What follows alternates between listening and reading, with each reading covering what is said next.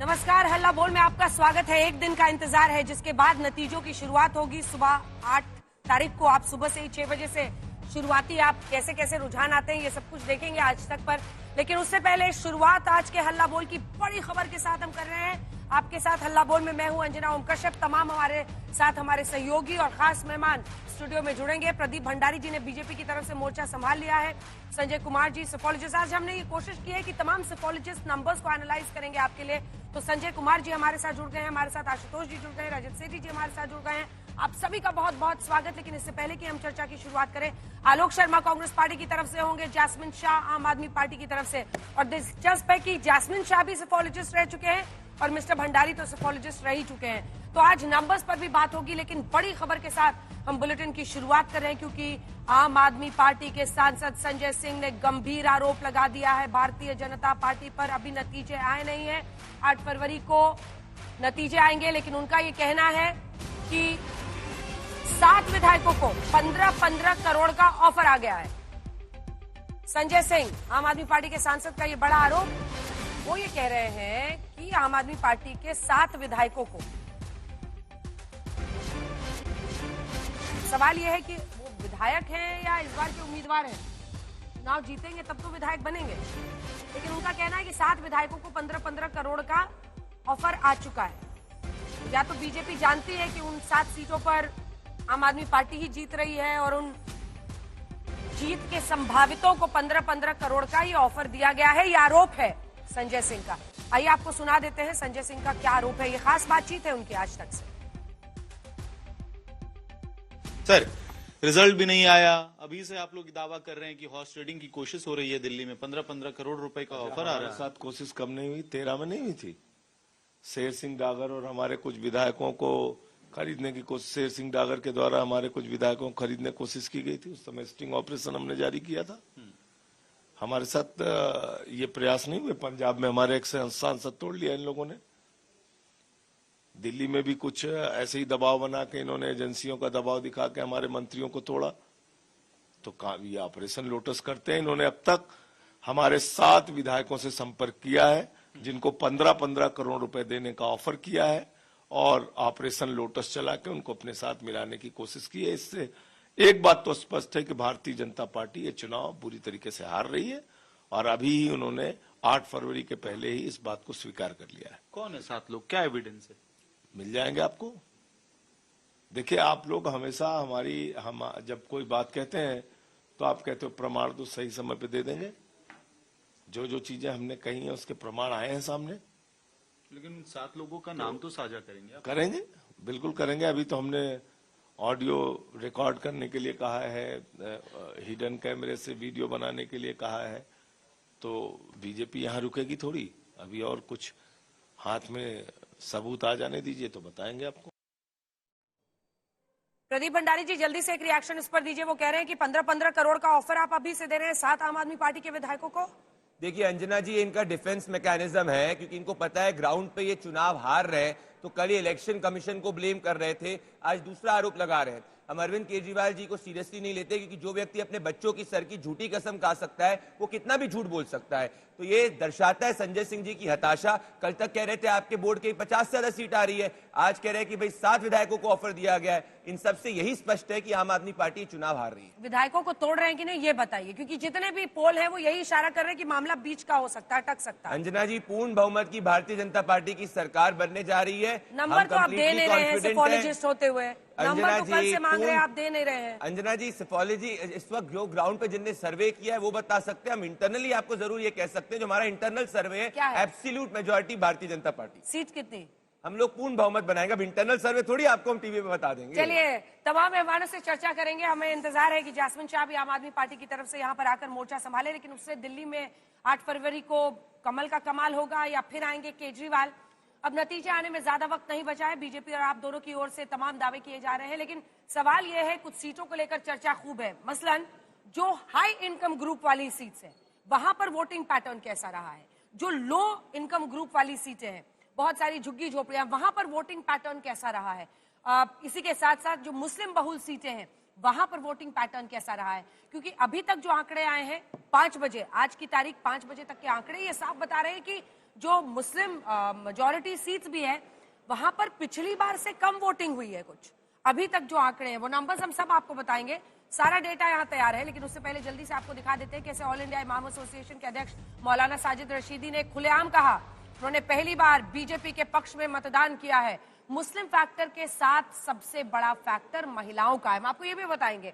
महिलाएं पावर, इसमें लोकनीति CSDS के को डायरेक्टर हैं संजय जी, वो बताएंगे क्योंकि उन्हीं का ऑर्गेनाइजेशन है जो लगातार हर इनकम ग्रुप को भी लेकर, पुरुषों महिलाओं को लेकर भी एक सर्वे करता रहा है कि वो किसकी तरफ जाती है लोकसभा वीज़ावी विधानसभा में। तो महिलाओं ने किसको चुना है, इन सब पर चर्चा करेंगे, लेकिन पहले ये रिपोर्ट दिखाते हैं जिसके बाद हम चर्चा की शुरुआत करेंगे।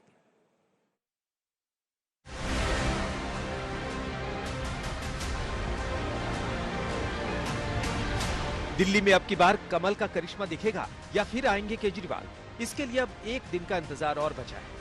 लेकिन वोटिंग के बाद और नतीजों से पहले बीजेपी और आप दोनों ओर से जीत के दावे किए जा रहे हैं। इस बार भारतीय जनता पार्टी दिल्ली सरकार बना रही है और मैं इसको इस आधार पे कह सकता हूं कि लगभग 97 हमने नुक्कड़ सभाएं की हैं, जनसभा, नुक्कड़ सभा। हम पूरी तरह से विश्वस्त है कि भारतीय जनता पार्टी की सरकार बन रही। ग्राउंड पे सभी लोग उनसे नाराज और निराश दिखे। हमने लोगों को कहते हुए सुना कि अब बस, अब बहुत हो गया, अब हमें भाजपा को टेस्ट करना है। हमारा अनुमान है, मैं बार बार कह रहा हूं, फिर दोहरा दे रहा हूं, प्रचंड बहुमत के साथ आम आदमी पार्टी की सरकार बनेगी। इस बार सबसे ज्यादा चर्चा मुस्लिम फैक्टर की हो रही है, क्योंकि दिल्ली में 10 मुस्लिम सीटें ऐसी हैं जो ये तय करेंगी कि क्या दिल्ली में परिवर्तन होने जा रहा है। कई सीटों पर इस बार मुस्लिम मतदाताओं ने भी खुलकर बीजेपी के पक्ष में मतदान किया है। आपका नाम क्या है? सुहेल नाम है हमारा। सुहेल, आप बताएं कि आपके लिए इस बार जब आप वोट देने गए तो क्या मुद्दे रहे? हमारे लिए ये मुद्दा है, अभी तक यहाँ पे आम आदमी पार्टी ने कोई भी काम नहीं किया, इसी वजह से हमने बीजेपी को वोट करके बीजेपी को जिताने का पाया है। क्या सोच के आपने बीजेपी को वोट दिया? यही सोच है हमारी भी कि यहाँ पर एक स्कूल बनना चाहिए अच्छा सा। क्या नाम है आपका? आसिफ। आसिफ, एक बात बताएं, सबसे बड़ा मुद्दा क्या? इस बार लोगों ने हिंदू मुसलमान से हटकर वोट किया है और खुलकर वोट किया है, ताकि हम लोग जो ये परेशानियों से चल रहे हैं, कोई किसी के पास काम नहीं है, कोई किसी चीज से परेशानी, गंदगी, कूड़ा, ये सब चीजों से अलग हटके वोट किया है। ऐसी खबरें आ रही हैं कि इस बार मुसलमानों ने बीजेपी के खिलाफ एक मुश्त वोट वाली थ्योरी बदल डाली, क्योंकि मुस्लिम इलाकों में जबरदस्त वोटिंग हुई है। ज्यादातर मुस्लिम बहुल इलाकों में 65% से ज्यादा मतदान हुआ है। मुस्तफाबाद, सीलमपुर, गोकुलपुरी, बदरपुर, सीमापुरी, त्रिलोकपुरी, मटिया महल जैसी मुस्लिम बहुल सीटों पर बम्पर वोटिंग हुई। हर बार बीजेपी की मुखालफत करने वाले ऑल इंडिया इमाम एसोसिएशन के अध्यक्ष मौलाना साजिद रशीदी ने इस बार बीजेपी को डंके की चोट पर वोट देकर कहा कि वो इस धारणा को तोड़ना चाहते हैं कि मुसलमान बीजेपी को वोट नहीं करते। तो मुसलमान बीजेपी को हराने के लिए वोट करता है, उस परसेप्शन को खत्म करने के लिए मैंने बीजेपी को वोट किया है। और मैं चाहता हूं कि जिस सच्चे मन से मैंने बीजेपी को वोट किया है, उसी सच्चे मन से बीजेपी भी मुसलमान को गले लगाए। अब इस पर सियासत भी सुलग गई है। ये सरकार न मुसलमानों के लिए है, न हिंदुओं के लिए है, न किसी और धर्म और जाति के लिए है। ये लोग सिर्फ और सिर्फ बड़े बड़े उद्योगपतियों के लिए सरकार चलाते हैं। ऐसा नहीं है कि मुसलमान बिल्कुल ही नहीं है बीजेपी के पास, बट 1-2-3% का ये मतलब नहीं है कि पूरा समाज, ये पूरी एक कम्युनिटी जो है किसी के साथ रहे, थोड़ा बहुत सब में रहता है। बीजेपी को वोट देने वाले मौलाना रशीदी को केंद्रीय मंत्री गिरिराज सिंह धन्यवाद देते नजर आए। मोदी जी ने कभी मुसलमान और हिंदू में भेदभाव नहीं किए, ये कट्टरपंथियों ने किया, और मैं धन्यवाद देता हूं कि उन्होंने वोट दी। अगर और कुछ लोग दिए हैं वोट, तो खुदा का नाम लेकर के वो भी मीडिया के सामने कहना चाहिए कि मोदी ने मेरे लिए इतना किया, तो मैंने भी मोदी को वोट दिया। एक दौर था जब मुस्लिम मतदाता एक मुश्त कांग्रेस के पक्ष में वोट करते थे, लेकिन 2013 के बाद से मुस्लिम वोटर आपके साथ हो गए। इस बार 2 सीटों पर AIAMIM ने भी अपना जोर लगाया। जिस व्यक्ति ने कहा था कि मैं दिल्ली को साफ करूंगा, भ्रष्टाचार मिटाऊंगा, यमुना में स्नान करूंगा, उसी व्यक्ति ने आप सबके सामने शराब का सबसे बड़ा स्कैम सबसे बड़ा भ्रष्टाचार किया। केजरीवाल और मोदी ऐलान कर रहे मैं 2100 दे दूंगा, मैं 1100 दे दूंगा। ना 15 लाख आए 11 साल से, ना ये फ्री में वो बोलता है कुछ फ्री में नहीं आता। पिछले 2 चुनावों में आपकी बम्पर जीत में मुस्लिम मतदाताओं की बड़ी भूमिका रही। 2015 में आपको 77% मुस्लिम वोटर का साथ मिला, तो 2020 में 83%। आम आदमी पार्टी की बम्पर जीत भी इसी अंदाज में रही। तो क्या इस बार मुसलमान वोट पट गए? क्या आम आदमी पार्टी से उनका मोह भंग हुआ? इसके लिए 8 फरवरी का इंतजार रहेगा। अमित भारद्वाज के साथ हिमांशु मिश्रा, दिल्ली, आज तक। और देखिए ऑन एयर क्या एंट्री मार रहे हैं, दिखाइए भाई। जासमिन शाह आ गए हैं आम आदमी पार्टी की तरफ से, और ये भी सेफोलॉजिस्ट रह चुके हैं, तो बहुत दिलचस्प होगा। आज 3 सेफोलॉजिस्ट लगभग यहाँ पर बैठे हुए डायरेक्ट, जिन्होंने ग्राउंड पर सर्वे किया हुआ है, जो सीट्स प्रेडिक्ट करते हैं। जासमिन शाह आम आदमी पार्टी की तरफ से, प्रदीप भंडारी बीजेपी की तरफ से, और संजय कुमार जी को डायरेक्टर लोक नीति CSDS के, आशुतोष जी हैं, रजत सेठी साहब दोनों एनालिस्ट के तौर पर हमारे साथ जुड़ेंगे। चर्चा की शुरुआत करते हैं, इससे पहले कुछ नंबर्स आपको दिखाना चाहते हैं, क्योंकि कल के बाद देखिए नंबर्स बदल गए हैं, तो हल्ला बोल में जो आंकड़े आ रहे हैं वो जल्दी से आपको बता दें। ओवरऑल वोटिंग अगर आप देखिए तो ये माना जा रहा था कि 65% तक वोटिंग जा सकती है, लेकिन आज की तारीख में 6 तारीख शाम 5 बजे तक इलेक्शन कमीशन ने जितना भी डेटा दिया है उसके मुताबिक लगभग 2% के आसपास का वोट प्रतिशत गिरा है। 2020 से 2025 आते आते 62.55 से 7.54 पर वोटिंग परसेंटेज। अब पुरुष और महिलाओं का हम आपको पुराना दिखा पाएंगे, क्योंकि लोक नीति CSDS इस तरह का सर्वे करता है, तो सोर्स संजय जी का ही है। हम आपको दिखाते हैं कि पुरुषों को और महिलाओं को, जब आप 2015 और 2020 के विधानसभा चुनाव को देखते हैं, तो पुरुष 43% बीजेपी की तरफ, जो कि 11% का गेन था 15 से। ये 2020 के आंकड़े हैं। 2015 के मुकाबले वो 11% बढ़े। वहीं आम आदमी पार्टी को 6% का नुकसान हुआ और वो 49% पे पहुंचे। फिर भी 6% आगे है बीजेपी से। और कांग्रेस पार्टी में सिर्फ 5% पुरुषों ने वोट किया, जो कि 9 से 15 के बनाम 20 में आते आते देखिए घट गया है। अब महिलाओं पर आइए, क्योंकि कहा जाता है कि अब सत्ता की चाबी महिलाओं की तरफ है। हालांकि दिल्ली में मामला अलग है, वोटिंग परसेंटेज बराबर है, लेकिन महिलाओं की जो आबादी है यहाँ पर वो कम है पुरुषों के मुकाबले। अगर आप देखिए लगभग 11.5 लाख, 11,39,000 यानी 39,000, संजय जी 11,39,000 कम महिलाएं हैं दिल्ली में पुरुषों के मुकाबले। जहां पुरुषों की आबादी 83,76,000 है, वहीं महिलाओं की आबादी 72,36,000 है। तो ये आप समझ लीजिए। अब आ जाइए महिलाओं पर। आपने देखा 60% महिलाओं ने वोट किया आम आदमी पार्टी के लिए, मतलब 15 के मुकाबले पिछले चुनाव 2020 में वो और ऊपर बढ़ गए 7%। वहीं भारतीय जनता पार्टी को आप देखिए तो 1% का गेन हुआ, वो 35% पे। और कांग्रेस तो महिलाओं में मतलब सबसे आखिरी पसंद, 3% महिलाओं ने सिर्फ वोट किया। अब जल्दी से लोकसभा का भी दिखा दीजिए कि लोकसभा में कैसे मामला पलटता है। यानी ये माना जा सकता है कि इतने लोग हैं महिलाओं में या पुरुषों में या पूरी आबादी में जो बीजेपी के लिए वोट करने से उनको बहुत नाराजगी नहीं है, मतलब, लेकिन वो मानते हैं कि नहीं लोकसभा में ये ठीक है, विधानसभा में ये ठीक है। ये 57% अगर आप देखिए तो बीजेपी के लिए 2024 लोकसभा में, और वहीं 41% इंडिया गठबंधन के लिए। तभी 7 की 7 सीटें बीजेपी जीत ले गई। अब हम आपको इनकम स्लैब के हिसाब से, स्लैब नहीं कहा जा सकता इसे, मतलब आप समझिए कि जो हायर इनकम ग्रुप है, जो ज्यादा कमाई करते हैं, जो समृद्ध है, वो कितना वोट करते हैं किसकी तरफ, और जो लोअर इनकम ग्रुप है वो किसकी तरफ, क्योंकि ये डायनेमिक्स बहुत काउंट करता है इलेक्शन में। तो हमने ऐसी ही कुछ सीटें निकाली हैं। अमीर वर्ग में अगर आप देखिए तो नई दिल्ली की सीट 4% का इस बार इजाफा हुआ है 2025 के चुनाव में, 52 से 56 पर गया है। जंगपुरा में देखिए वहीं -4% हुआ है, गिरा है। बाकी ज्यादातर जगहों पर अगर आप देखिए तो गिरा है। नई दिल्ली की सीट पर सिर्फ बढ़ा है, और दिल्ली कैंट में सबसे ज्यादा 14% का इजाफा हो गया है संजय जी, 45% से सीधा 59%।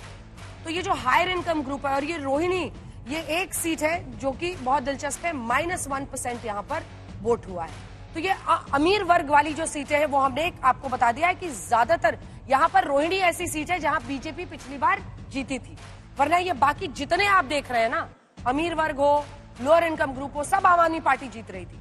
लेकिन इस बार आप देखिए तो इस तरह से आपको नंबर्स दिखेगा, अमीर वर्ग वाली सीटों में वोटिंग में गिरावट आई है। दिल्ली कैंट और न्यू दिल्ली की सीट जहां से कुछ केजरीवाल वर्सेस प्रवेश वर्मा वर्सेस संदीप दीक्षित है, वहां पर सिर्फ इजाफा हुआ है। अब हम आपको इसके बाद जल्दी से दिखा देते हैं जो गरीब वर्ग है ऐसी सीटों में क्या है।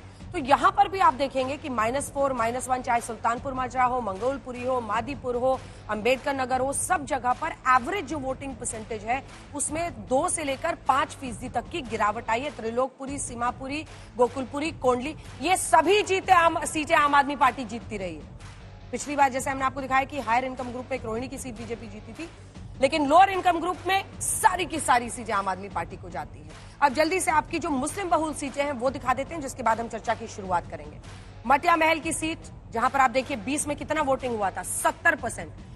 इन सीटों पर वोटिंग इस बार कम हुई है। ऐसा माना जा रहा था लंबी कतारें हैं, वोटिंग परसेंटेज बहुत बढ़ सकता है, लेकिन अंत होते होते इन सीटों पर भी वोटिंग परसेंटेज में गिरावट है। मटिया महल जहां पर भारी तादाद में मुस्लिम आबादी है, सबसे ज्यादा लगभग 60% अगर मुझे सही याद है, वहां पर -5% हो गया है वोट परसेंटेज। ओखला में ऐसे ही देखिए, वहां -4 है। सीलमपुर, बल्ली मारान सब जगह -2, बल्ली मारान में -8 है। अब अगला दिखा दीजिए, बाबरपुर में 0 सेम के सेम है, 66 से 66। मुस्तफाबाद में भी -2% है। 71% वोटिंग हुई थी मुस्तफाबाद में 20 में, इस बार भी हुई है 69%, बहुत गिरावट नहीं है। चांदनी चौक का इलाका -5, गांधीनगर जो कि बीजेपी जीती थी वहां पर -2% है। तो आइए चर्चा की शुरुआत करते हैं, क्योंकि अब से कुछ ही देर में हम आपके सामने सी वोटर के आंकड़े रखेंगे और सी वोटर के मुताबिक किसको कितनी सीटें आ रही है इस पर चर्चा करेंगे। लेकिन मैं शुरुआत, चूंकि एक बार एक राउंड हो चुका है, मैं एक बार संजय जी आपसे करना चाहती हूँ। कौन जीत रहा है आपकी नजर में? कौन जीत रहा है? तलवार पे पैर रखिए सर। मुझे लगता है कि एक दिन का इंतजार क्यों ना कर लिया जाए, और 8 तारीख को पता ही चल जाएगा कौन जीत रहा है। एज किसको लग रहा है आपको? एज मुझे लगता है निश्चित रूप से बीजेपी को एज है। बीजेपी को निश्चित रूप से आपको एज लग रहा है। अब ज्यादातर पोल्स जो है संजय जी वो इशारा कर रहे हैं 35-35 के बीच में मामला लटक सकता है, मतलब 32, 38 किसी कोई दे रहा है, फिर इधर कहते हैं 32 to 39। तो इसमें आपको लग रहा है कि नहीं क्लैरिटी है? देखिए, चुनाव हंग नहीं होगा। मुझे लगता है चुनाव 15 दिनों में बहुत तेजी से बदला है। जब चुनाव की शुरुआत हुई थी उस वक्त निश्चित रूप से आम आदमी पार्टी को एज था। मुझे लग रहा है चुनाव के 2 दिन पहले तक भी आम आदमी पार्टी को एज था, लेकिन 48 घंटों में, चुनाव के 48 घंटे पहले बहुत कुछ बदला है। और उस बदलाव का कारण यह है कि जो मुझे पहले लगता था कि आम आदमी पार्टी 2%, 3% से आगे है, इस वक्त अब मुझे लग रहा है कि बीजेपी 2 या 3% वोट से आगे रहेगी। हाँ, क्योंकि पिछली बार मेरी आपसे बात हुई थी तो आप ही ने मुझे बताया था कि मुझे लगता है कि आम आदमी पार्टी को एज है। लेकिन ऐसे लास्ट के 2 दिनों में क्या आपको लगता है बजट में जो इनकम टैक्स स्लैब में 12 लाख तक की छूट दी गई है, सैलरी क्लास को 12,75,000 तक नो टैक्स, वो एक भूमिका निभाएगा मिडिल क्लास में? क्योंकि 67% मिडिल क्लास आबादी है, सबसे ज्यादा पूरे देश में दिल्ली में मिडिल क्लास है। निश्चित रूप से कुछ ना कुछ उसका असर जरूर हुआ होगा। अगर बीजेपी के पक्ष में इतना ज्यादा वोट बढ़ता हुआ दिखाई पड़ा पिछले आप 48 घंटे या 72 घंटे में करें तो उसका असर जरूर होगा।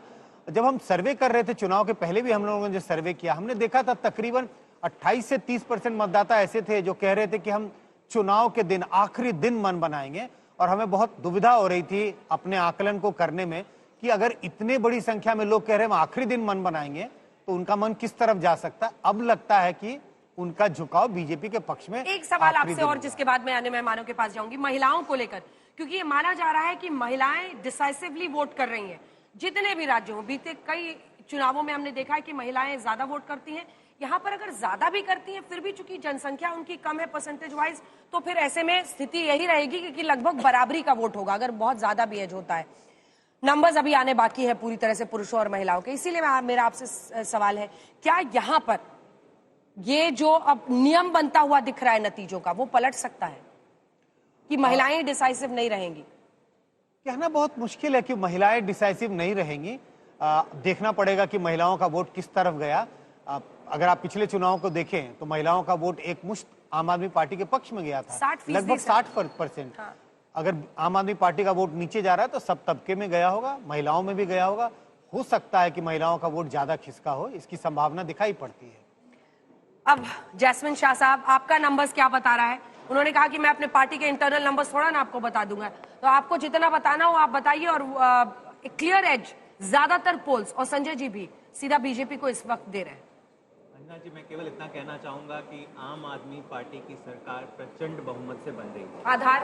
आधार क्योंकि हम जमीन से जुड़े हुए लोग हैं, हम जमीन पे हमने जो कैंपेनिंग करी है, जो हमने लोगों के बीच में मूड देखा है, और खास करके महिलाओं और यूथ के बीच में जो मूड देखा है कि वो चाहते हैं कि एक पॉजिटिव सरकार जो दिल्ली के डेवलपमेंट एजेंडा को और आगे लेके जा सके, ऐसी सरकार जो हमारी फ्री बिजली, फ्री पानी, शिक्षा, स्वास्थ्य सारी चीजें बंद कर दे, उस पर ताला लगा दे, वैसी सरकार उनको नहीं चाहिए थी।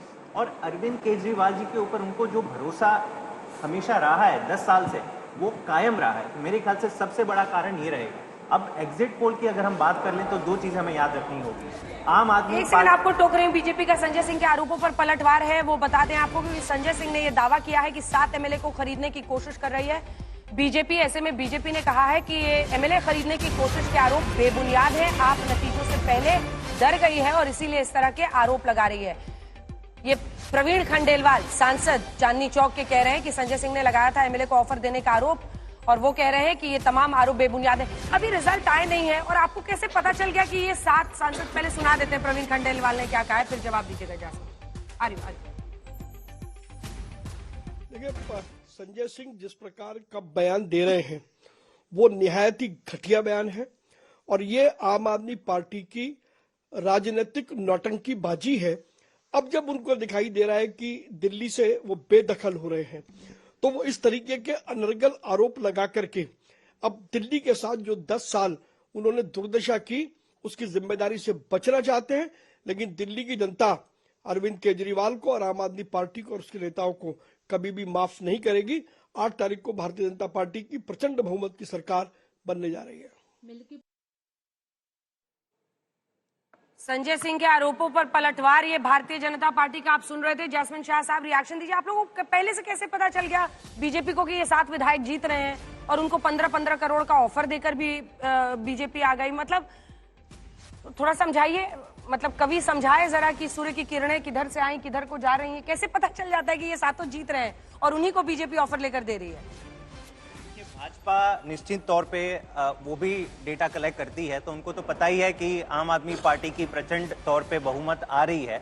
और जैसे हम जानते हैं कि भाजपा के पास पैसों की कमी नहीं है, तो कर दिए होंगे चिन्हित। कैसे पता चला, ये नहीं समझा पा रहे हैं। 7 विधायकों ये जीतेंगे। 7 विधायकों को पैसा लगा दे जो हार गया। 7 विधायकों को कॉल आया, उसी के आधार पे हमने कहा कि अब तक 7 विधायकों को कॉल आया, और उसमें ज्यादातर जो लोग हैं वो बैठे हुए सिटिंग विधायक हैं। तो देखिए, भाजपा का जो पुराना ऑपरेशन लोटस देश भर की जनता जानती है। पहली बार देश की राजनीति में खुलेआम खरीद फरोख्त की राजनीति अगर कोई लाया है तो वो भाजपा लाई है। सबसे ज्यादा पैसा इनका, पिछले साल का टैक्स रिटर्न देख लीजिए भाजपा का, 1300 करोड़ तो कैश बैलेंस है। बड़ी बड़ी कंपनियां जो है देश की, उसके पास इतना कैश नहीं है जितना भाजपा के पास है। इनसे पूछिए कि इतना पैसा आप लोग कहां से लाते हो? नहीं, मैं जैस्मिन भाई, आप कह रहे हो ना फोन आया, नाम बताओ 7 विधायकों का आज तक देश का बहुत ज्यादा देखा जाने वाला चैनल है अंजना जी का शो, सब देखते हैं। जब जरूर पड़ेगी प्रदीप भाई, तब वो भी हम बता देंगे। जो रियलिटी है उसको एक्सेप्ट कीजिए। खैर, ऐसे बच्चों की झूठी कसम का नहीं, ऐसा नहीं आप कह सकते। बहुत क्रेडिबिलिटी आप कह रहे हैं। 7 विधायकों को नाम बताइए आप। जरूर बताएंगे, अभी समय आने पे बताएंगे। आज हमने अपने सारे विधायकों को और सारे प्रत्याशी को बोल दिया है कि जब भी भाजपा कॉल करे उसे आप रिकॉर्ड कर दें, और सारे तथ्यों के साथ हम जनता के सामने ये सारी चीजें रखेंगे। जनता देख रही है जैस्मिन जी, आप 7 में से एक विधायक का नाम नहीं बता पा रहे हो। आपको पता है आप हार रहे हैं, ये सब हारने का डिफेंस मैकेनिज्म है। आप 2 नाम बता दो। अगर हम आ रहे हैं तो कॉल आपके क्यों आ रहे हैं? नाम बताइए लोगों को कि भाई साहब आप तैयार रखिए। 15 करोड़ की बोली लगाई जा रही है अंजना जी। 15 करोड़, पहले 5 करोड़ हुआ करती थी, फिर 2020 आता से 10 करोड़ हो गई, अब 15 करोड़ की बोली लगाई जा रही है। पर नाम वाम तो कुछ बताइएगा ना, मतलब थोड़ा सा आगे बढ़िए कि हमारे 7 विधायकों को कॉल आया। एक तो अभी वो विधायक बने नहीं है, उम्मीदवार नहीं, जो फिलहाल विधायक है, जो फिलहाल विधायक है, चुनाव तो लड़ रहे होंगे ना? बिल्कुल। इस बार सीटें वैसे आपने टिकट कईयों की काटी है, पर उनका नाम पूछे ना संजय जी से कॉल करके। तो कह रहे हैं आप कीजिए ना जैस्मिन। देखिए, समय आने पर हम सारी चीजें सार्वजनिक करेंगे। आज इस जनता और दिल्ली की जनता को संदेश देना जरूरी था कि भाजपा का ऑपरेशन लोटस शुरू हो गया है। इनकी हार की बौखलाहट इस हद तक बढ़ गई है कि अब तक चुनाव के रिजल्ट भी नहीं आए। कल तक तो कहते घूम रहे थे कि भाई एग्जिट पोल हो गया, अभी हमारे मुख्यमंत्री हम डिसाइड कर रहे हैं, हमारा मंत्रिमंडल डिसाइड कर रहे हैं, और पता चला कि मुख्यमंत्री डिसाइड, अब तक इनका कोई मुख्यमंत्री चेहरा भी नहीं डिसाइड हुआ, लेकिन वोट कॉल आ रहे हैं हमारे विधायक के प्रत्याशियों को। तो ये साफ बता रहा है कि कौन हारने वाला है और कौन जीतने वाला है। बारी से मैं एक चीज एग्जिट पोल में कहना एक बार एग्जिट पे बोलिए, वो सारे जो बीजेपी को है, उसके बाद बोलिए भंडारी जी, रुक जाइए। आज आपने शुरुआत करी और मैं देख भी रहा था, संजय जी भी जो कह रहे थे कि एक एज बीजेपी को बताई जा रही है। अच्छा, इसका कारण क्या है? क्योंकि ज्यादातर एग्जिट पोल बीजेपी को एज दिखाते हुए देख रहे हैं। हमने पता किया कि ये कंपनियां कौन है जो एग्जिट पोल कर रही है। पता है इसमें से एक कंपनी कौन है जो अब तक मसाज पार्लर चलाया करती थी? पता चला बहुत बड़ा मार्केट है एग्जिट पोल का। संजय जी को तो मत बोलिए ऐसे, सीएसडीएस संजय जी को नहीं, मैं संजय जी सीएसडीएस ने नहीं किया, मैंने बोला संजय जी जो जिस आधार के, मैं ऑफेंस लेता हूं, मैं संजय जी की संजय जी से सबसे ज्यादा इज्जत मैं करता हूं प्रदीप। ये आप बीच में नहीं, सीएसडीएस का डेटा मैंने नहीं देखा एक्सपीरियंस, मुझे नहीं लगता सीएसडीएस 15 साल से मैं खुद देखते आ रहा हूं संजय जी को। संजय जी के एनालिसिस को बहुत सीरियसली लेते हैं। आप मसाज पार्लर वालों के साथ में आपका एक्सपर्ट है, सत्येंद्र जैन ने जेल के अंदर मसाज कराई। हो गया, आपकी बात हो गई, आपकी बात हो गई, तो मैं अपनी बात करूं, हो गई आपकी बात, तो मैं संजय जी से नहीं कह रहा था, मैं कह रहा था कि कल से जो एग्जिट पोल आए हुए हैं और ज्यादातर जिसमें एग्जिट पोल दिखा रहे हैं कि भाई भाजपा को एच दिखती मिल रही है, उनमें से किसी की कोई विश्वसनीयता नहीं है। अगर सीएसडीएस का पोल आता है तो मैं स्वागत करता हूं, उस पर हम चर्चा करें, लेकिन कोई भी एरा गहरा आके नत्थु कहरा करके कोई डेटा डाल दे और हम उसके ऊपर फिर डिस्कस कर लें। अब देखिए, समय केवल 24 घंटे का, करीबन 36 घंटे का रह गया है।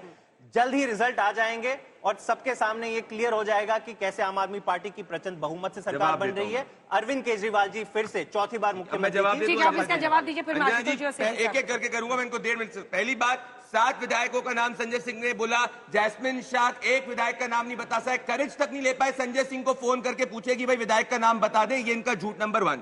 पॉइंट नंबर 2 मैं इनसे कहना चाहता हूं, लॉजिकल बात करते हैं अंजना जी। इस बार मेरे हिसाब से एक एंटी इनकम्बेंसी वर्डिक्ट हुई है और एंटी इनकम्बेंसी वर्डिक्ट 2020 से ही शुरुआत हो गई थी। इवन 2020 के अंदर 32 सीटों के अंदर जो है आम आदमी पार्टी का वोट शेयर डिप हुआ था। हर सीट पे जहां हारे भी थे तब भी हमारा वोट शेयर इंक्रीमेंट हुआ था। कोई भी चुनाव को जीतने के लिए एक इन्फ्लेक्शन वोट शेयर को क्रॉस करना होता है। 38% वोट शेयर हमारा पिछली बार था, एक लार्जली बाइपोलर फाइट में। इस बार एक एंटी इनकम्बेंसी वर्डिक्ट जिसमें मिडिल क्लास ने ज्यादातर भारतीय जनता पार्टी को वोट करा है और साथ में इस बार अर्बन पुअर में भी हमने डेंट किया है। हमारे हिसाब से हम 45% का वोट शेयर क्रॉस करने वाले हैं, 45% क्रॉस करेंगे हम, 45 के राउंड रहेंगे। और मैं महिला वाले पॉइंट पे भी कहना चाहता हूं, 80 लाख पुरुष मतदाता है, अराउंड 70 लाख महिला मतदाता है और इसके अंदर भी अगर आप सेग्रीगेट करेंगे 45% मिडिल क्लास महिला मतदाता आती है, जो हमारे हिसाब से लार्जली हमारी तरफ जा रहा है। और अर्बन पुअर के अंदर भी जो हमारा वादा है 2500 रुपीज खाते में देना, और वो शराब नीति से अरविंद केजरीवाल से एक एंटी माहौल था। मेरे हिसाब से क्रॉस कास्ट आप देखेंगे कि एंटी इनकम्बेंसी वर्डिक्ट में किसी जगह ज्यादा आ सकता है, किसी में कम, पर ओवरऑल हम चुनाव। आशुतोष जी, क्या आप इस बात से सहमत है जो दावे कर रहे हैं प्रदीप भंडारी? नहीं, देखिए कहना तो बड़ा मुश्किल काम है कि जैस्मिन शाह का अपना दावा है और प्रदीप भंडारी का अपना दावा है, लेकिन अगर आप मेरी राय जानेंगे तो मुझे लगता है कि अभी भी चुनाव टफ है और आम आदमी पार्टी और बीजेपी के बीच में कांटे की टक्कर है। It can go either way. मैं अभी तक लगातार कहता रहा हूं कि क्लियर एज आम आदमी पार्टी को थी, लेकिन कल के पोलिंग के बाद मुझे लगता है कि टक्कर ज्यादा करीब हो गई है। वोट परसेंटेज के लिहाज से जो सफोलॉजिकली माइकल संजय जी इस बात को बेहतर तरीके से बता पाएंगे, क्योंकि अमूमन ये देखने में नहीं आता है कि एक पार्टी जो 54% वोट लेकर आती है उसके वोट में 10 से 15% का अगले चुनाव में ड्रॉप हो सकता है। सफोलॉजिकली मैं बात कर रहा हूं, मैं एनालिसिस के आधार पर नहीं। तो अगर वो 15% या 10% का ड्रॉप अगर आम आदमी पार्टी के वोट में अगर होता है तो फिर आम आदमी पार्टी के लिए खतरे की घंटी है। और 2 सेगमेंट है जो आम आदमी पार्टी को पिछली बार, जैसे अभी आप सीएसडीएस का डेटा दिखा रहे थे कि विमेन वोटर के बीच में बीजेपी और आम आदमी पार्टी के बीच 25% का गैप था। अगर 25% का ये गैप अगर घट के 10% का होता है और मुस्लिम वोटर्स में जो तरीके का विचलन दिखाई पड़ रहा है, क्योंकि पिछली बार मुस्लिम वोटर ने सीएसडीएस के साथ 83% वोट किया था, अगर उसमें ड्रॉप आता है तब निश्चित तौर पर आम आदमी party will be in trouble in daily. देखिए आशुतोष जी, आप याद करिए त्रिपुरा का चुनाव जो पहली बार हम जीते थे, हमारा सिंगल डिजिट वोट शेयर था और विद इन 5 इयर्स जो लेफ्ट का वोट शेयर था जो डबल डिजिट के अंदर ड्रॉप होके आधा हो गया था। तो हमने पास में इलेक्शंस के पैरेलल देखे कि सिंगल डिजिट से 40% क्रॉस करा जा सकता है, या हम 38.5% बेस वोट से, और हमें सिर्फ और सिर्फ 6% वोट शेयर इंक्रीमेंट करना है। तो मेरे हिसाब से पॉसिबल रियलिटी अगर एंटी इनकम्बेंसी। आशुतोष जी, एक आर्ग्यूमेंट पॉइंट ये भी है कि यही दिल्ली में महिलाओं का वोटिंग परसेंटेज कैसे पलट जाता है लोकसभा में। तब बीजेपी को 57% आया और वहीं पर आम आदमी पार्टी और इंडिया मतलब कांग्रेस तो सारी सीटों पर वो गठबंधन था दोनों में 41% इंडिया गठबंधन को। तो those women are not ours to voting for BJP. ये मैं कल से कह रही हूँ कि वही महिलाएं उनको मतलब बीजेपी के लिए वोट करने से परहेज नहीं है, बस वो विधानसभा लोकसभा में फर्क देगी। अंजना देखिए, दिल्ली अपने आप में बहुत ही अद्भुत केस है। 2019 के पार्लियामेंट के इलेक्शन में आम आदमी पार्टी को 18% वोट मिलता है और असेंबली में 36% का जंप होता है। तो ऐसा नहीं है कि सेफोलॉजिकली पॉसिबल नहीं है, ये सेफोलॉजिकली भी पॉसिबल है। मैं एक ही बात कह रहा हूं कि मेरा जो आकलन का है कि इसमें कोई दो राय नहीं कि पुरुष वोटर्स में बीजेपी को एज है और मैसिव एज है, क्योंकि पिछली बार सिर्फ गैप 2-3% का था और इस बार भी पुरुष वोटर ज्यादा इंक्लाइंड है बीजेपी को वोट देने के लिए। जो आम आदमी पार्टी को संभालने का काम था वो था महिला वोटर्स का। अगर महिलाओं में फ्री बस राइड का असर नहीं है, 2100 का असर नहीं है, देन सर्टेनली प्रॉब्लम है।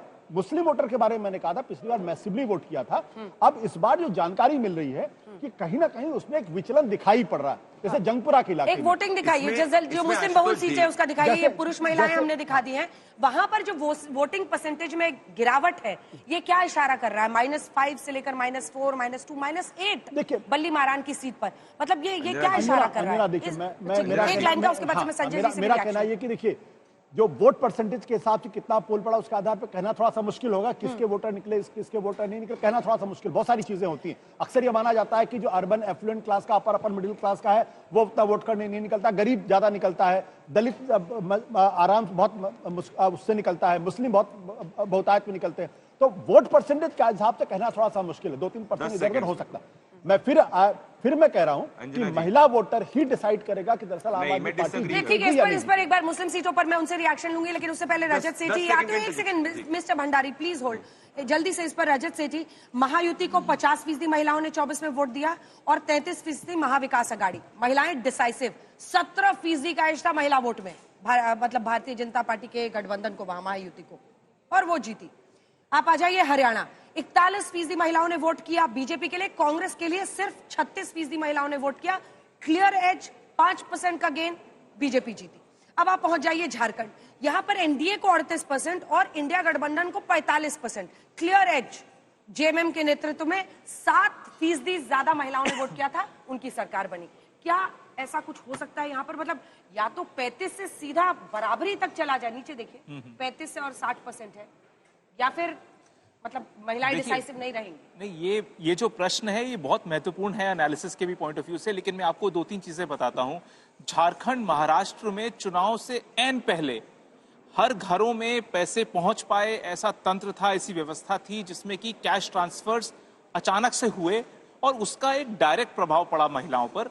यहां पर दिल्ली विशेष तौर पे यहां पर आम आदमी पार्टी ने प्रयास किया कि वहां पर उनको कैश ट्रांसफर चुनाव के एन पहले दिया जा सके, लेकिन एलजी साहब ने फाइल रोकी और वो उनको उतना बेनिफिट नहीं मिल पाया। वो जो भी रहा सहा बेनिफिट था वो ऑलरेडी इंटरनलाइज हो चुका था।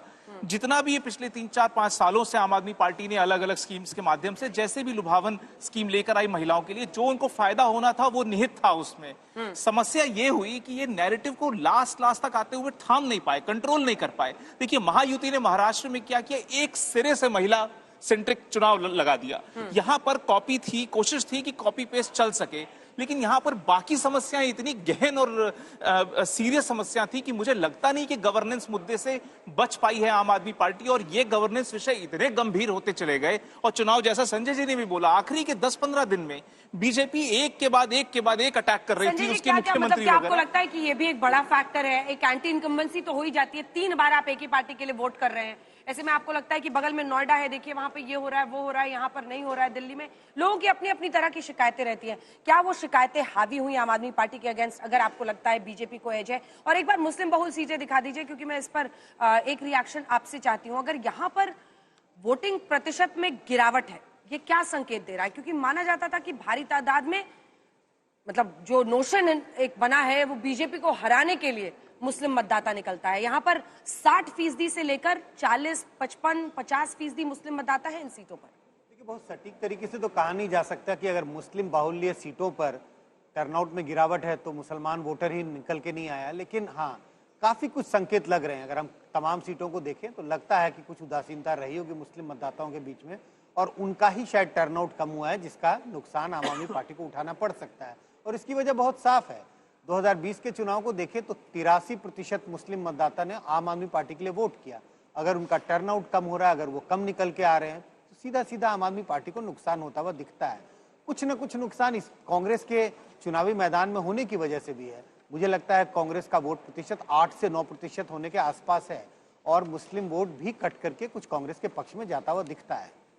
ये डेटा भी हमारे पास है, जल्दी से दिखा दीजिए कि 2020 के चुनाव में, ये भी लोकनीति CSDS का ही डेटा है, जिसमें आप देखेंगे 83% मुस्लिम मतदाताओं ने पिछली बार आम आदमी पार्टी को चुना, 13% मुस्लिम मतदाताओं ने चुना कांग्रेस पार्टी को, और बीजेपी के हिस्से में आए 3%, सिर्फ 3%। इस बार लेकिन अगर वो वोट भी आपको नहीं मिलता है जासमिन शाह साहब, और कहीं बढ़ता है कांग्रेस के साथ, तो भारी मुसीबत हो जाएगी। नहीं, देखिए, दिल्ली का मुसलमान वोटर बखूबी जानता है कि कांग्रेस अगर लड़ रही है ये चुनाव तो केवल और केवल भाजपा को जिताने के लिए। हम ये ना समझें कि कोई शगुफे से या कुछ जुमला छोड़ के आप किसी भी तबके के वोटर को, मुस्लिम हो या हिंदू को, आप गलत उनका वोट डिसीजन इन्फ्लुएंस कर सकते हो। यहाँ पे कांग्रेस जो चुनाव लड़ी वो अपने कोई विजन या एजेंडा पे नहीं लड़ी। आप देखिए कि जो चीजें अरविंद केजरीवाल जी को भाजपा ने भी नहीं कही थी, उससे भी घटिया लैंग्वेज कांग्रेस ने इस्तेमाल करी। जब जितने भी FIR, जब भी इन्होंने कभी भी कंप्लेंट करी कांग्रेस ने, तो भाजपा के खिलाफ नहीं करी, केवल आम आदमी पार्टी के खिलाफ। मतलब हमने देखा खुलेआम प्रवेश वर्मा पैसे बांट रहे थे, साड़ियां बांट रहे थे, तो कभी भी कांग्रेस ने बीजेपी को अटैक नहीं किया। सुनिए ना जासमिन जी, आप सुन रहे हैं, आप क्या कह रहे हैं? कांग्रेस पार्टी यहाँ अपने अस्तित्व की लड़ाई लड़ रही है। आप कह रहे हैं कांग्रेस और बीजेपी में समझौता हो गया, मतलब ये तो कुछ भी कहने वाली बात है। नहीं, मैं आपको बता दूं क्यों। कांग्रेस को भी पता है, दिल्ली यूनिट बंद कर ले कांग्रेस को भी पता है कि कर तो लिया आपके साथ लोकसभा में। अस्तित्व की लड़ाई नहीं लड़ रही थी कांग्रेस, क्योंकि उसका कोई अस्तित्व बचा ही नहीं है। वो भी जानते हैं और इंडिया ब्लॉक के सारे साथी भी जानते हैं। एक पार्टी बता दीजिए इंडिया ब्लॉक ने जिसने कहा कि नहीं कांग्रेस लड़ सकती है, एक भी सीट जीत सकती है, और 8 तारीख को पता जाएगी कितनी सीट जीतने वाली है। कांग्रेस का मकसद, और मैं बार बार दोहरा रहा हूं, क्योंकि कांग्रेस का मकसद ये था कि केवल आम आदमी पार्टी को डाउन करो। भले दो वोटर भी अगर हम उनके कम करें तो भाजपा को फायदा होगा, और भाजपा मजबूत होगी तो कांग्रेस से ज्यादा कोई खुश नहीं होगा। सबसे जितने 5 लोग यहाँ पर हैं, एक ही सवाल पूछूंगी जिसका जवाब दीजिएगा। प्रदीप भंडारी, आपके साथ शुरू करती हूँ। आपकी नजर में सबसे बड़ा गेम चेंजर दिल्ली का कौन हो रहा है, अगर आप ये मानते हैं कि बीजेपी के पक्ष में नतीजे जाएंगे? मेरे हिसाब से अंजना जी, प्रधानमंत्री नरेंद्र मोदी जी की जो गारंटी है उस पर दिल्ली को विश्वास है। सबसे बड़ा गेम चेंजर प्रधानमंत्री नरेंद्र मोदी जी ने कहा है कि दिल्ली को एक मौका उनको देना चाहिए सेवा करने का। ये दिल्ली की जनता को ग्राउंड तक कनेक्ट किया है, क्योंकि प्रधानमंत्री नरेंद्र मोदी जी पर ही हमको 50% से ज्यादा वोट शेयर लोकसभा में मिलता है। दूसरा, जो मिडिल क्लास को 12 लाख रुपए तक हमने टैक्स छूट दी है, ये हमारा कोर वोटर है, वो निकला है। तीसरा, अरविंद केजरीवाल जी के खिलाफ भयानक एंटी इनकम्बेंसी गरीब तबके के अंदर है, क्योंकि उन्होंने अपने वादों को पूरा नहीं किया है। दिल्ली में साफ पीने का पानी नहीं मिल रहा है, और जब भारतीय जनता पार्टी ने भी अपने मैनिफेस्टो के अंदर ग्राउंड पे यही चीजें वादे करी, तो लोग विश्वास कर रहे हैं। ठीक है, वो क्रेडिबिलिटी फैक्टर उठा रहे हैं, प्रधानमंत्री नरेंद्र मोदी का क्रेडिबिलिटी फैक्टर। रजत सेठी, किसकी तरफ आपको जाता हुआ दिख रहा है, और सबसे बड़ा गेम चेंजर कौन होगा? देखिए, मुझे ऐसा लगता है ये पॉजिटिव वोट नहीं पड़ा, ये नेगेटिव वोट पड़ा है दिल्ली में। दिल्ली में जनता उतरी है सड़कों पे किसी को कुर्सी से हटाने के लिए। वो नेसेसरी नहीं है इसमें कि भारतीय जनता पार्टी के फेवर में आके उसका कोई चेहरा देख के उसमें वोट पड़ा हो। हाँ, प्रधानमंत्री मोदी जी का एक विश्वव्यापी चेहरा है, दिल्ली में भी उसके जितने वोटर हैं वो हैं, लेकिन ये वोट फटीक का वोट है। लोग थक चुके हैं। इतना रोना अगर आम आदमी पार्टी करती रहेगी तो लोग थकेंगे ही। आज तक रो रहे हैं। अब तो देखिए आप, जो संजय जी ने आज जो भाषण दिया, ये रुकना होगा। आम आदमी पार्टी को समझना होगा कि जनता थक चुकी है। आप एक्सक्यूजेस देते हैं सिर्फ। हाँ, मतलब कब तक बहानेबाजी? अंजना जी, अगर लोकतंत्र खत्म हो रहा है, और अगर ये बोलना भी पाप हो गया कि देश से लोकतंत्र खत्म हो रहा है, तो मैं इस पे ज्यादा टिप्पणी नहीं कहूंगा। सबसे बड़ा फैक्टर दिल्ली में अरविंद केजरीवाल था, है और रहेगा। लोग उन पर विश्वास करते हैं। लोग जानते हैं कि केवल उनकी वजह से 25,000 रुपए प्रति महीने का फायदा हो रहा है, जो भाजपा के किसी भी प्रदेश में हो रहा है। भले ही जितने भी वादे कर लें, उनको पता है कि किसी भी राज्य में उन्होंने मुफ्त बिजली नहीं दी, मुफ्त पानी नहीं दिया, महिलाओं को बस यात्रा नहीं दी, मुफ्त शिक्षा, अच्छी शिक्षा नहीं दी, मुफ्त इलाज नहीं दिया। तो ये तमाम चीजें अरविंद केजरीवाल जी के ट्रैक रिकॉर्ड बयां करते और आने वाले 5 साल के लिए जो हमने वादे किए थे, महिला सम्मान योजना, संजीवनी, उस पर भी लोगों ने यकीन किया, इसीलिए उन्होंने हमें वोट दिया। गेम चेंजर बनेगा। आशुतोष जी, आपकी नजर में किसका पलड़ा भारी और गेम चेंजर कौन? देखिए, जो पिछले 5 सालों के अंदर जो एक बड़ा बदलाव आया है वो ये आया कि अरविंद केजरीवाल के इर्द गिर्द पूरा चुनाव ये मतलब जैसे लोकसभा का चुनाव नरेंद्र मोदी के इर्द गिर्द होता है, वैसे विधानसभा का चुनाव अरविंद केजरीवाल के इर्द गिर्द होता है। उनकी नैतिक आभा में कमी आई है और उनकी जो सबसे बड़ी पूंजी थी जिसने 2013 में अचानक 29.5% वोट दिया, या 67 सीटें अगर आपको 2015 में मिली, 62 सीटें अगर 2020 में मिली, तो इसलिए था क्योंकि लोगों के मन में एक विश्वास था कि ये लोग रेडिकल रिवोल्यूशनरीज हैं, सिस्टम को चेंज करेंगे और जो ट्रेडिशनल पॉलिटिक्स है उससे अलग हट के बात करेंगे। जब आप ट्रेडिशनल पॉलिटिशियन की तरीके से बिहेव करने लगते हैं तो आपकी नैतिक आभा कम होती है और आपकी जो पूंजी है उसमें कमी आती। मुझे लगता है वो एक डिसाइडिंग फैक्टर है। इतने शालीन शब्द मुझे लगता है कोई आजकल टीवी डिबेट में इस्तेमाल करता है, लेकिन पहली बार मुझे लगता है कि आशुतोष जी ने निंदा की है अरविंद केजरीवाल की, और वो कह रहे हैं मैं लिख रहा हूँ उसको, मैं कंसिस्टेंटली में लिख रहा हूँ। आभा में कमी आई है। नहीं, बहुत अच्छा एनालिसिस है ये कि कई लोग ये मानते हैं कि जो एक वक्त पर नई राजनीति का वादा लेकर आए थे उन लोगों को उन्होंने निराश किया। संजय जी, आपका टेक किसकी तरफ है? जो आपने बता ही दिया, बीजेपी गेम चेंजर आपकी नजर? मुझे लगता है मिडिल क्लास में जो डिसएंचैनमेंट है और जो नाराजगी है वो बड़ा गेम चेंजर साबित हो रहा है अगर बीजेपी को एज है तो। जो मुझे लगता है कि बीजेपी को एज है और इसकी वजह बहुत साफ है, जो आशुतोष जी ने जिस बात का बड़े खूबसूरती से बयां किया। देखिए, बेंचमार्क बहुत ऊपर था आम आदमी पार्टी के बारे में कि कैसी पार्टी है, कैसी सरकार देगी, अरविंद केजरीवाल के बारे में तो जो पूरी जो छवि थी वो बहुत धूमिल हुई है कई कारणों से, और उसकी वजह से बहुत डिसएंचैनमेंट है, निराशा बहुत है मतदाताओं के बीच में और खासकर मिडिल क्लास के बीच में। ठीक है, लेकिन ये सब जो कुछ आज कहा जा रहा है सब्जेक्ट टू रिजल्ट्स ऑन 8 फरवरी, यानी जो आंकलन इस वक्त किया जा रहा है नंबर्स के हिसाब से चर्चा हो रही है, लेकिन 8 फरवरी को नतीजे आएंगे और बीते कुछ नतीजों ने सबको सिखा दिया है कि आपको अंतिम दिन का इंतजार करना ही चाहिए। जल्दी से जल्दी से। फर्स्ट पास पोस्ट सिस्टम में 1% के वोट से भी इधर उधर हो। हरियाणा के अंदर आप देख लीजिए, हाँ। सीटों का कितना गैप, वोट परसेंटेज कितना 0.7 का। किसी के साथ हल्ला बोल में इतना ही, लेकिन बने रहिए हमारे साथ क्योंकि कुछ ही देर में हम आपको दिखाएंगे सी वोटर के सर्वे के आंकड़े क्या बता रहे हैं, किसकी बनेगी दिल्ली में सरकार। देखते रहिए आज तक, अब से कुछ देर का इंतजार है बस।